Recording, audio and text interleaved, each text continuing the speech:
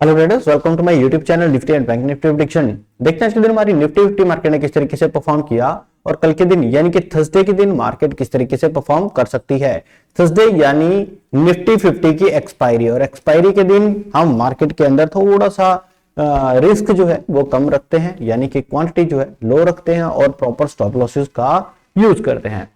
कल हमने क्या डिस्कशन की थी कि मार्केट अगर इस पॉइंट के नीचे निकलेगी तभी हम क्या करेंगे, पुट की डायरेक्शन में जाएंगे, और इस पॉइंट के ऊपर निकलेगी तभी हम कॉल के डायरेक्शन में ट्रेड करेंगे। सुबह लाइव स्ट्रीम के अंदर भी मैं आप लोगों के लिए जो है एनालिसिस करके गया था ना, वो टेक्निकल इशू की वजह से जो इंटरनेट की दिक्कत है वो आज भी वैसी की वैसी रही, तो उसकी वजह से जो मैंने लाइव स्ट्रीम शुरू की थी वो भी दिक्कत में आ गई।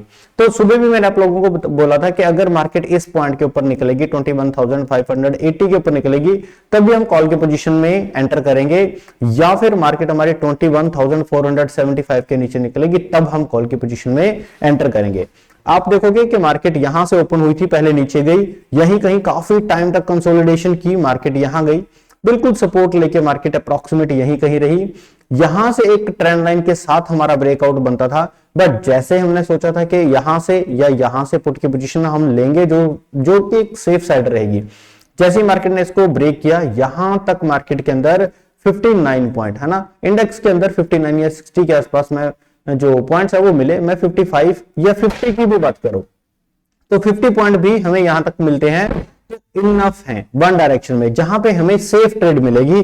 जस्ट इसके नीचे यहां पे हमारा स्टॉप लॉस था और बिल्कुल यहां से हमारी एंट्री थी, बिल्कुल यहां तक पॉइंट हमें मिले और कैप्चर करके साइड में हो जाए। तो इतना सा काम मार्केट के अंदर था। देखते हैं कल के दिन यानी कि एक्सपायरी के दिन मार्केट किस तरीके से परफॉर्म कर सकती है। अब बात करते हैं थोड़ा सा डे टाइम फ्रेम के ऊपर, वही चीजें जो कल हम डिस्कस कर रहे थे। मार्केट के अंदर जो एक बना हुआ है, यहां पे एक रेजिस्टेंस एरिया मार्केट में बना हुआ है और ये वाला एक सपोर्ट जोन मार्केट के अंदर बना हुआ है। आज के दिन फिर से इस वाली जो कैंडल है, ये जो विक लगी है मार्केट के अंदर, इसने हमें प्रूव कर दिया कि मार्केट के अंदर पहले नीचे गई, नीचे आने के बाद मार्केट ऊपर गई और यहां कहीं देके क्लोज कर दिया। तो ये क्या हुआ, मार्केट के अंदर एक एज सपोर्ट एक्ट हुआ और कैंडल हमारी ग्रीन क्रॉस हुई। कल के दिन अगर मार्केट इसके ऊपर निकलेगी तब हम मैक्सिमम टू मैक्सिमम इस रेजिस्टेंस तक का जो एक टारगेट है वो फाइंड आउट कर सकते हैं, देख सकते हैं। 5 मिनट के टाइम फ्रेम के ऊपर चलते हैं। ज्यादा लंबे टारगेट और ज्यादा बड़े मूव्स कल के दिन हम नहीं एक्सपेक्ट कर रहे, ठीक है ना, और वो करने भी नहीं चाहिए, सो दैट हम अपना कैपिटल और अपना जो पैसे हैं वो हम बचा सके। सिंपल सा सिनेरियो, ज्यादा कुछ नहीं है। सबसे पहले तो मार्केट के अंदर यहां पे एक ट्रेंड लाइन ड्रॉ कर लो, यहां पर मैक्सिमम टू मैक्सिमम मार्केट हमारी क्या कर सकती है ना, वो चीजें हमें पता होनी चाहिए।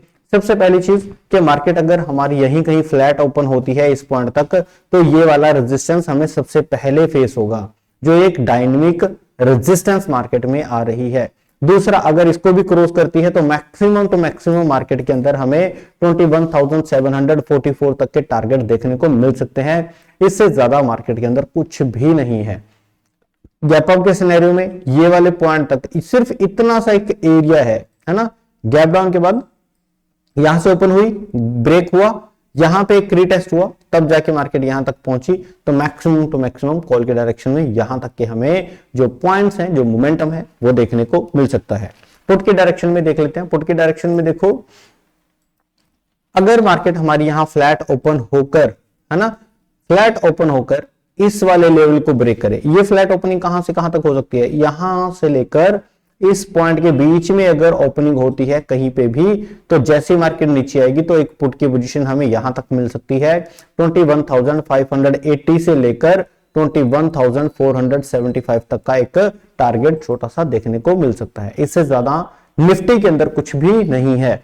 ज्यादा से ज्यादा जो है अपनी क्वांटिटी है वो लो रखना, सो दैट रिस्क जो रहे वो कम से कम रहे, क्योंकि मार्केट कई दिनों से एक pole and flag, day time frame के अंदर ही बात कर रहा हूं, पोल एंड फ्लैग के अंदर चल रही है। अगर मैं यहां पे भी 15 मिनट का टाइम फ्रेम लगाऊं तो शायद हमें यहां पे भी वो धीरे धीरे हल्का फुल्का नजर आएगा। ये ट्रेंड लाइन को थोड़ा सा एक्सटेंड करो और अपर डायरेक्शन में यहां तक लगा सकते हो, ठीक है ना, और एक ट्रेंड लाइन और उठाओ यहां से, और इस ट्रेंड लाइन को आप यहां से लेके यहां तक एक ट्रेंड लाइन जो है वो ड्रॉ कर सकते हो। अब आप लोगों को साफ साफ समझ में आएगा कि मार्केट अपर साइड गई घूम के यहां पे, फिर नीचे, फिर ऊपर, फिर नीचे, फिर ऊपर और फिर यहाँ पे घूम के अब यहाँ तक आ सकती है। इसमें नीचे के साइड यहाँ पे एक सपोर्ट बनी हुई है और प्लस अपर के साइड एक रेजिस्टेंस मार्केट में बनी हुई है।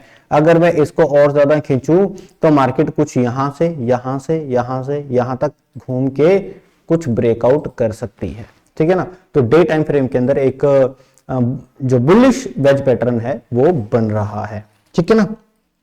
और ज्यादा एनालिसिस के अंदर कुछ है नहीं।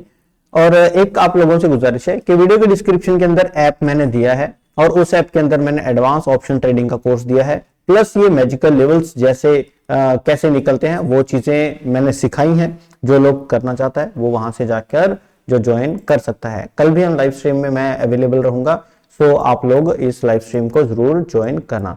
तो अपने चैनल का नाम है ट्रेड विद नेतर, है ना, ट्रेड विद नेतर। मैंने शुरुआत के अंदर आप लोगों को बोला था, जैसे अपना जो चैनल का नेम है वो चेंज हो गया है, वो ट्रेड विद नेतर इसका नाम है। आप इजीली इसको फाइंड आउट कर सकते हो और ज्यादा कुछ नहीं है। वीडियो को लाइक कीजिए और चैनल को सब्सक्राइब कीजिए। मिलते हैं नेक्स्ट वीडियो में, तब तक के लिए थैंक यू।